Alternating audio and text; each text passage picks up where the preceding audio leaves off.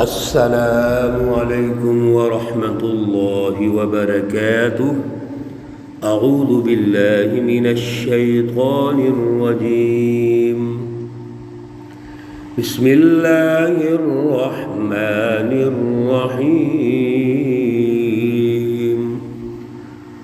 قال رب انی قتلت منهم نفسا فأخاف أن يقتلون۔ صدق اللہ العلی العظیم۔ اللہم صل علی سیدنا ومولانا محمد النبی الأمی وعلى آلہ واصحابہ وبارک وسلم وصل علیہ۔ معزز سامعین و سامعات، سورۃ القصص پارہ نمبر 20 آیات مقدسہ نمبر 33 تا 37 ہیں۔ اللہ رب العزت ان آیات کا فہم اور شعور عطا فرمائے اور عمل کی توفیق اور صلاحیت عطا فرمائے۔ گزشتہ درس میں حضرت موسیٰ علیہ السلام کی زندگی مبارک کے تیسرے مرحلے کا آغاز ہوا۔ آپ مدین سے اپنی زوجہ محترمہ کے ساتھ نکلتے ہیں مصر کے لیے، تو راستے میں اللہ رب العزت سے ملاقات ہو جاتی ہے۔ اس ملاقات کا تفصیلی حال ہم نے پچھلے درس میں عرض کیا تھا۔ چنانچہ ملاقات میں اللہ رب العزت نے جو آپ کو ہدف دیا، آپ کو ٹارگٹ دیا، وہ فرعون اور اس کی حکومت اور اس کی حکمران پارٹی کا مقابلہ ہے۔ دیکھیے، یہاں سے بھی یہ بات واضح ہو گئی اور پچھلے دروس میں بھی ہم یہ بات سمجھ چکے ہیں کہ اللہ کے جتنے بھی نبی ہیں، ان تمام انبیاء کا جو مقابلہ ہے وہ وقت کے طاغوت کے ساتھ ہوا ہے، ظالم حکمرانوں سے ہوا ہے۔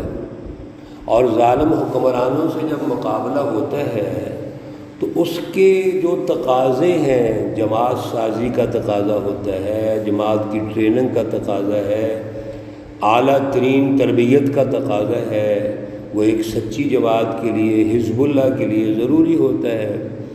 چنانچہ یہاں پر بھی ایک بات تو ہمیں واضح طور پر سمجھ آ گئی کہ اللہ رب العزت نے حضرت موسیٰ علیہ السلام کو بھی جو ہدف دیا، ٹاسک دیا، وہ فرعون اور اس کے سردار اور حکمران پارٹی ہے۔ وجہ کیا ہے؟ خود اللہ نے وضاحت ارشاد فرمائی، انہم کانوا قوما فاسقین، وہ نافرمان لوگ ہیں۔ یعنی سوسائٹی اور سماج کی تشکیل میں وہ عوام پر ظلم کرتے ہیں، زیادتیاں کرتے ہیں، انسانی حقوق کا خیال نہیں رکھتے، انسانی حقوق کی پاسداری نہیں کرتے۔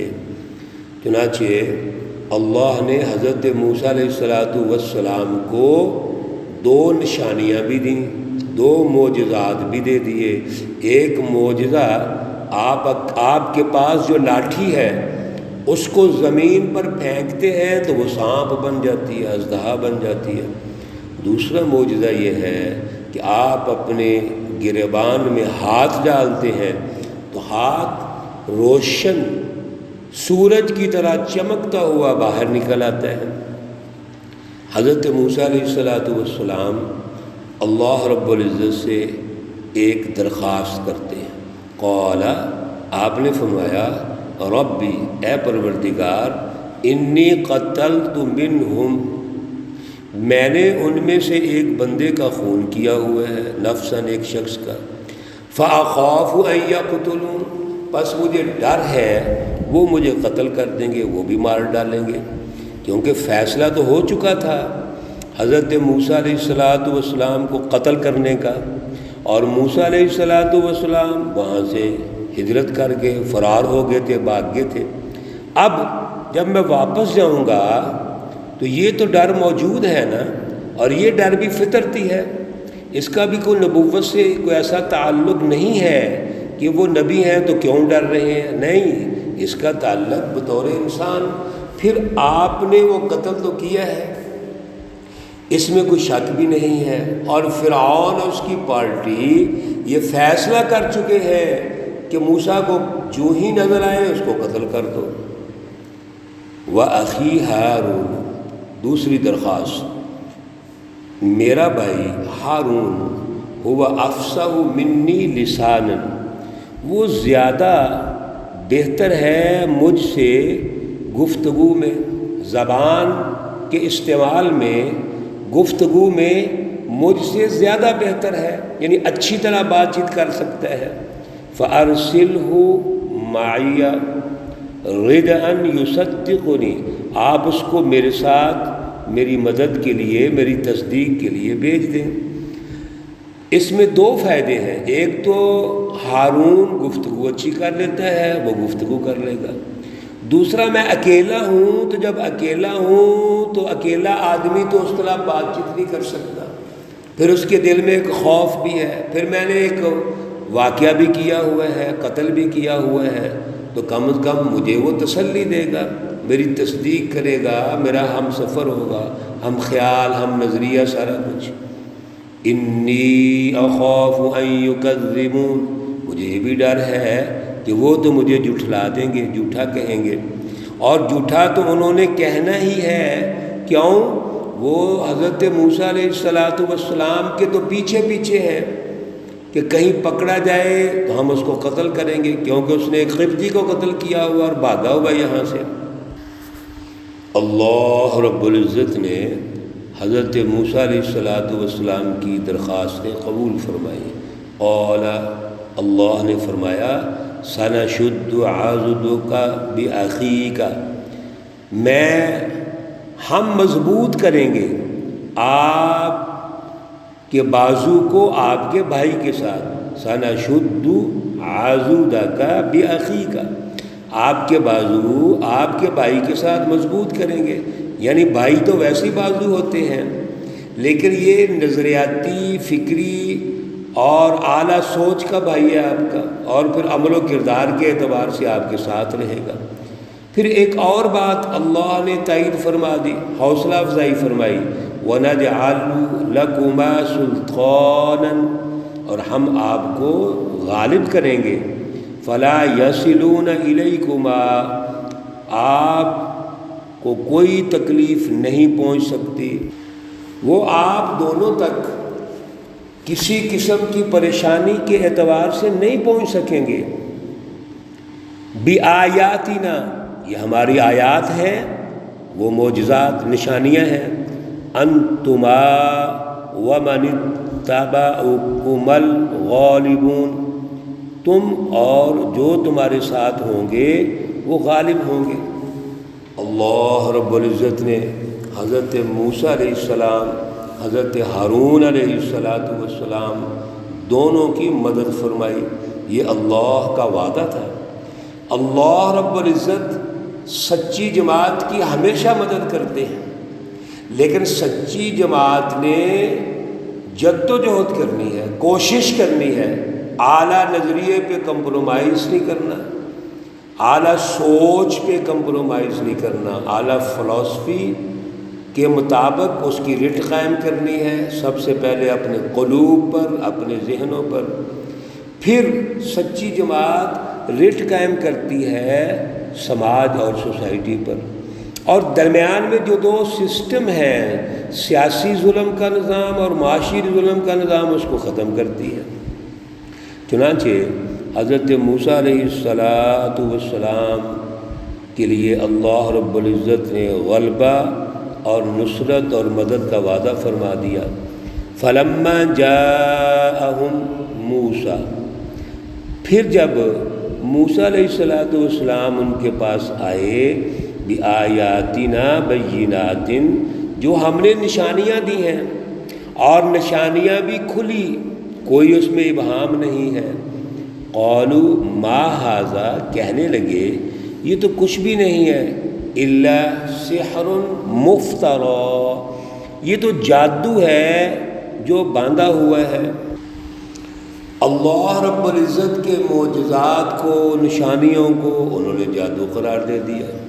اور پھر ایک اور بات کہنے لگے، وما سمعنا بہذا، ہم نے نہیں سنا اس سے پہلے، فی آبائنا الاولین، جو ہمارے بزرگ ہیں پہلے گزر چکے ہیں، باپ دادا ہیں، والدین ہیں، کوئی ایسی باتیں انہوں نے کی ہوں، ہم نے تو ایسی بات سنی نہیں ہے۔